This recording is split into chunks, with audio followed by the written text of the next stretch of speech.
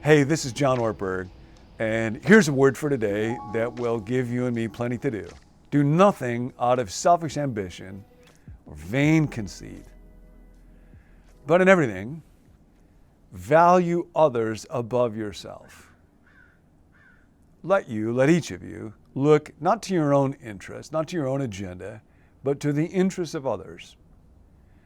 In all your relationships, let your mindset, your attitude, your posture, your orientation towards life and towards people be like that of Christ Jesus, who, being in very nature God, did not consider equality with God to be grounds for grasping, to be a rationale for enriching himself. He didn't use his privilege, we might say in our day, for self-enrichment, but poured himself out, gave himself over to the well-being of others. Now, if you're just looking for life change, for something to keep you busy all day long that will make a difference in the world, then that's really all you need, and you can sign off now.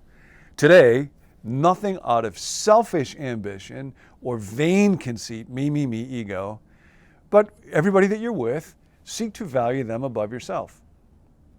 And really, that's all you need, and you can save yourself another 8 minutes or so. However, if you'd like to reflect a little bit more fully on the nature of what does it mean to actually believe this, as opposed to just professing it, stay tuned. Because there is this great irony that many of us who claim to believe in Jesus, to believe that he was in very nature God, that he was divine and became human and emptied himself, find ourselves not actually living the way that Jesus lived. And in fact, although he was the most inclusive of people, his followers, you and me, if that's us, often become quite exclusive and shut people out. How can this be? We're in the series called Passage to Wisdom, thinking about great words from great minds. And this is from C.S. Lewis, old Uncle Screwtape, writing to the young tempter Wormwood, because his human being, who is a Christian, has been drawn into a circle of remarkable, quite spiritually mature people. And he's tempted to think that he belongs there and not to realize the extent to which he is accepted on the basis of grace and mercy and the willingness to bear with his faults. And I'm that way and you're that way. And here's what old Uncle Screwtape writes. He's like a dog, which should imagine it understood firearms because its hunting instinct and love for its master enabled it to enjoy a day's shooting. That's an analogy that probably wouldn't be used in our day. Here's your chance, Uncle Screwtape writes.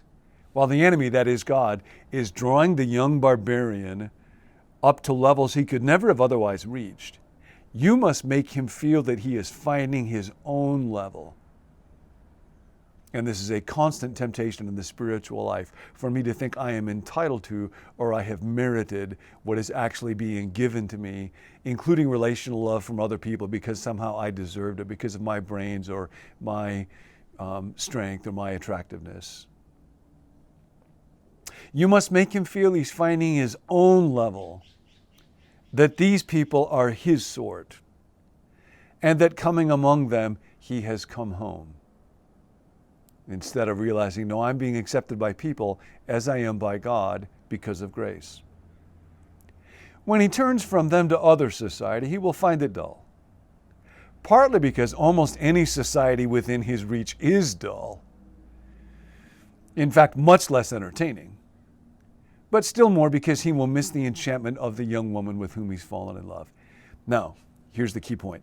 You must teach him to mistake this contrast between the circle that delights and the circle that bores him for the contrast between Christians and unbelievers. He must be made to feel, he'd better not put it into words, how different we Christians are.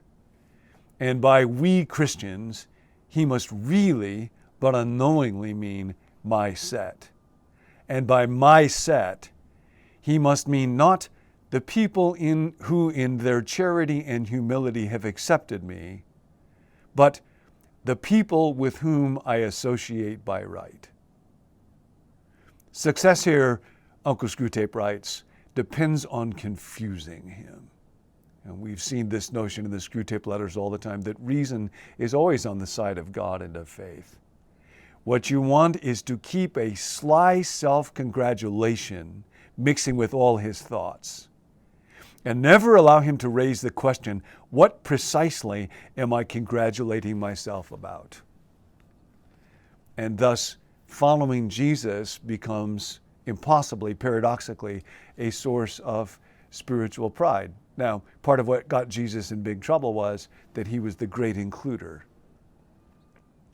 From the very beginning of sin fallenness, one of the oldest ways, maybe the most fundamental way that we in our fallen, broken nature, out of ego, divide people up is into my group and the other group, the in-group and the out-group. And there's been all kinds of research around this. There was a very famous study called the Robbers Cave experiment. It was set in a park called Robbers Cave, where they put young boys, 11-year-old boys, into two different groups arbitrarily, and the amount of conflict and hostility that got broached was quite staggering. And this kind of research has been repeated over and over and over. It's found that if you put people into groups on purely an arbitrary basis, just flip coins and put them in the groups, and they know that they're in a coin flip group, they will be unfair to each other. They will favor the people in their in-group, and they will discriminate against people in the out-group. They will like each other, again, for purely arbitrary reasons based on the group to which people are assigned. You're in my group, I like you. You're in the other group, I don't like you. They will wear indicators, badges of what group they're a part of that will make them feel better. Studies have shown that on university campuses, after the football team wins, people are more likely to wear the t-shirt of their college than they are on the weekend after their team has lost. So then, becoming a follower of Jesus can actually cause me to become proud and prejudiced and discriminate against people who are outside. Now, with Jesus, he's the great includer. Part of what got him into big trouble was that he would include Samaritans, that he would include lepers, people that were considered unclean, that he would have fellowship with tax collectors and sinners, that he would have spiritual conversations with prostitutes. He was constantly breaking down barriers. To Jesus, it's like there was no my group and their group. It was like everybody is in my group, everybody I love, and anybody who will be a part of me, who will follow me, who will open themselves up to me, I see their beauty and their worth. Why are we not more that way? Well, this gets to that question I was posing at the very beginning. Do nothing out of selfish ambition or vain conceit, but value others. Do I believe in that, or do I just profess it? Now, to profess something is to claim to believe it's true. Maybe even I think I believe it's true because in the moment I feel quite certain of it. To believe something is to be ready to act as though it were true. So, for example, in the Bible, it says, it is more blessed to give than to receive. Now, I might profess that. I might say, yes, I believe the Bible. I think that I do, and therefore I must believe that statement. But am I prepared to act as though it were true? Well, I have to actually look at my money. I have to look at my bank account to find out, do I really believe it, or do I just profess it? In our day, often we will hear a lot about worldview and the importance of having a Christian worldview, and how bad it is that there are many people who do not believe in the existence of God or do not believe in moral absolutes. And of course, following Jesus involves an understanding of the world that way. But here's another critical distinction. There's a difference between my worldview, which is something I profess, and my mental map about how things are. The Pharisees had a great worldview. The Pharisees believed deeply in moral absolutes, but they did not have Jesus' mental map about the way things are. They did not believe at that level, at the level of the mental map, that God is taking care of me and so I can be generous with other people. or believe that every human being is deeply loved by the God whose image they incarnate, and therefore I want to love and accept them also. And too often in the church in our day, we end up in arguments over worldview without recognizing that I'm not actually living out of Jesus's mental map. And Jesus came to bring us not just a professed worldview, but a lived out mental map. I think about a very good friend of mine who was trying to figure out, do I want to keep on in my job? I don't really have to. I could retire at this point. And then he was saying to me, I figured out what I would do with my salary for the next 6 months if I keep working. And I figured he'd found something he really wanted to buy. And what had happened was he thought of somebody who really needed the money. And he said, I could give him the money and that would really motivate me to work. And I was inspired and humbled by that. Now see, that's somebody who believes at the mental map level, it is more blessed to give than to receive. So there it is, today. Ask not just what do I profess, but what am I prepared to act as though it's true? God, reveal to me the condition of my own heart and mind. Today, do nothing out of selfish ambition or vain conceit,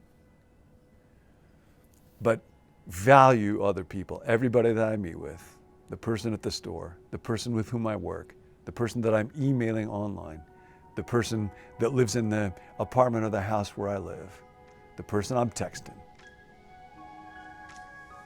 I'm going to try to do that today, and I'll talk to you next time.